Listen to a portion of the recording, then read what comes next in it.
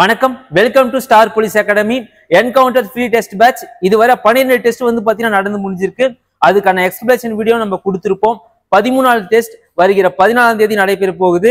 So இதுக்கான QR code கீழே இருக்கு. ஸோ ரிஜிஸ்டர் பண்ணிக்கோங்க. வாங்க சிலபஸ் பார்க்கலாம். ஸோ இந்த 13வது டெஸ்ட் வந்து பாத்தீங்கன்னா பயாலஜி, அதுல வந்து பாத்தீங்கன்னா பாட்னியை வந்து உள்ளடக்கியது. எஸ்பெஷலி வந்து பாத்தீங்கன்னா 11ஆம் வகுப்பு பாட்னி தாவரவியல். சோ அதுல லெசன்ஸ் என்னன்னு பார்க்கலாம்.